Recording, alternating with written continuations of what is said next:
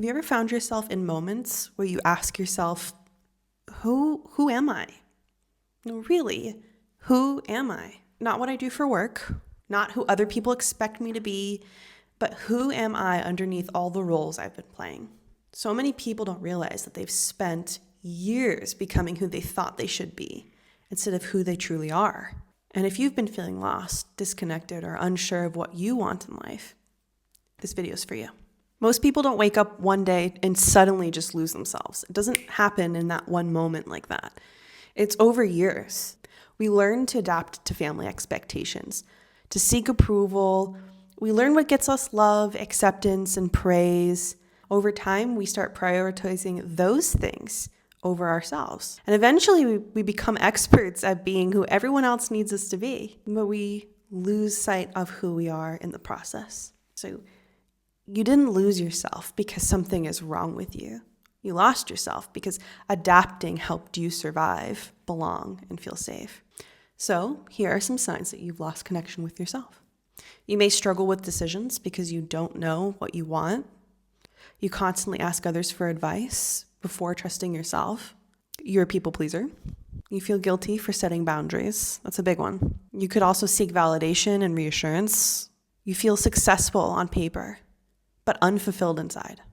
And you often feel stuck, confused, or disconnected. The common thread beneath all of these things is that you've become disconnected from yourself and your own inner voice. Now, you might think that the solution to this is self-discovery, which it's true. That's right. But something that you might not know is that self-discovery isn't actually about finding yourself. Most people think that they need to find themselves, but the truth is that who you are isn't missing. It never was. It's just buried. It's buried under conditioning and expectations, fear, old identities. So the healing journey isn't about becoming someone new. It's about removing everything that wasn't really you to begin with. The goal isn't self-improvement. The goal is self-remembrance. So how do you start reconnecting to yourself? Here's my 4-step exercise that I'll be sharing with you that'll help guide you along to reconnecting to yourself at these 4 different levels. And here we go. So if you're still here and you feel like I'm speaking to you, then I have a 4-step exercise that helps you reconnect to your true self, step by step, and come home to you. Step 1, notice where you're performing. Where in your life are you acting out of obligation instead of authenticity? Where are you saying yes or you want to say no? And where are you shrinking yourself to make other people feel comfortable? And please feel free to pause this video, get out a sheet of paper or your journal, and write this stuff down so you can really reflect on each piece and feel into each one of these prompts here. Give yourself the space that you need to fully unpack and process this, okay? Step 2, start asking yourself what you really want. Just a simple question. Surprisingly difficult for most people. What do I want? Not what your partner wants, not what your parents want. What do I want? And this one can be kind of challenging at times. I remember when I did this one, and it was actually really uncomfortable at the time. I was so used to constantly bowing down to everyone else's needs and putting everyone else first that I had genuinely become so numb to my own needs and wants that I didn't even know when I asked myself. So give yourself a little bit of grace here and compassion and maybe some patience as you move through this. And you can even try this out in smaller moments in your life. It doesn't have to be for big things. It could be for something small, like going to the grocery store, or in the moment, dinner's coming up and you can ask yourself, what do I really want? Do I really want the thing that's in the fridge? Or maybe I just want to order in tonight. Or maybe I want the thing out of the freezer. But actually take a moment, breathe, and ask your body, ask yourself, what do I actually want? What's my preference? And then give yourself a moment or many moments to really reflect and get clear, and then do that. Commit to that.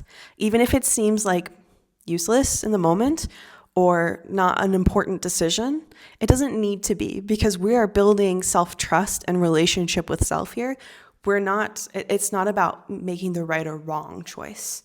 And so in a lot of ways, these smaller moments are a lot safer even to explore yourself here, what you really want. Step 3, you need to follow what feels alive.